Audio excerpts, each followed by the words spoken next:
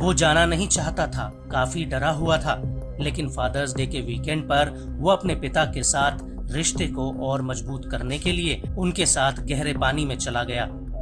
100 साल पहले टाइटैनिक त्रासदी का दीदार करने की ख्वाहिश 5 लोगों की मौत की कश्ती बन गई।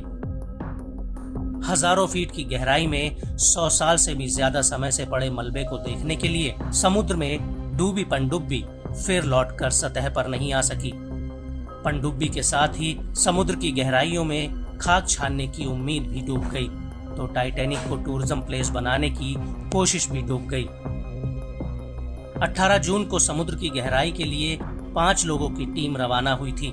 फिर अब उसी गहराई से उस पनडुब्बी के मलबे की खबर आई। यूएस कोस्ट गार्ड और टाइटैनिक को ऑपरेट करने वाली कंपनी ओशन गेट ने ऐलान कर दिया कि टाइटन में गए 5 लोग मारे जा चुके हैं। 22 जून को यूएस कोस्ट गार्ड को अटलांटिक सागर की तलहटी में टाइटैनिक के पास मलबा मिला। पिछले कई दिनों से कई देशों के बचाव दल उस लापता हुई पनडुब्बी को खोजने में जुटे थे, लेकिन कोशिश नाकाम रही और पनडुब्बी में सवार सभी यात्री जिंदगी से जंग हार गए। दुनिया के नक्शे पर 1912 में टाइटैनिक जैसे जहाज के डूबने की त्रासदी मनुष्य सभ्यता के इतिहास में कभी न भूलने वाली एक दुर्घटना है। एक भव्य, विशाल और मनुष्य की नायाब इंजीनियरिंग का नमूना रहा जहाज अचानक एक टक्कर के बाद एक रात में ही समुद्र के गाल में समा गया था। लेकिन 100 साल के बाद वो टाइटैनिक एक बार फिर से चर्चा में तब आया जब उसके मलबे को देखने और तलाशने की कुछ अमीर और रसूखदार लोगों ने ख्वाहिश जताई, जो शायद पूरी भी न हो सकी। टाइटन कार्बन फाइबर से तैयार एक पनडुब्बी थी, जिसका आकार एक छोटी कार जितना था। इसमें पायलट समेत 5 लोगों को एक साथ ले जाने की क्षमता थी।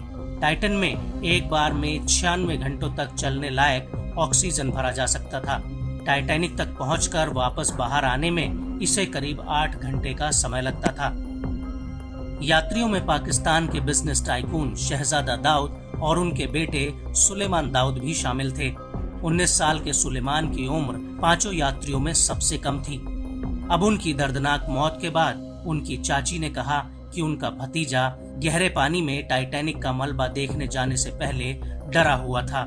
यानी सुलेमान को कहीं ना कहीं किसी अनहोनी का डर सता रहा था, लेकिन वो अपने पिता के डर की वजह से बोल नहीं पा रहा था। उसका जाने का मन नहीं था, लेकिन अनहोनी उसे भी समुद्र की गहराइयों में खींच कर ले गई। अमेरिकी कोस्ट गार्ड ने बताया कि पनडुब्बी का मलबा टाइटैनिक जहाज के अगले हिस्से से 1600 फीट नीचे मिला है। बचाव कार्य में जुटे लोगों ने बताया कि पनडुब्बी में भयानक विस्फोट हुआ। अनुमान लगाया गया है कि यह विस्फोट काफी तेज हुआ होगा, जो केवल कुछ मिलीसेकंड तक चला होगा। इससे संभवतः सभी यात्रियों की तुरंत ही मृत्यु हो गई होगी।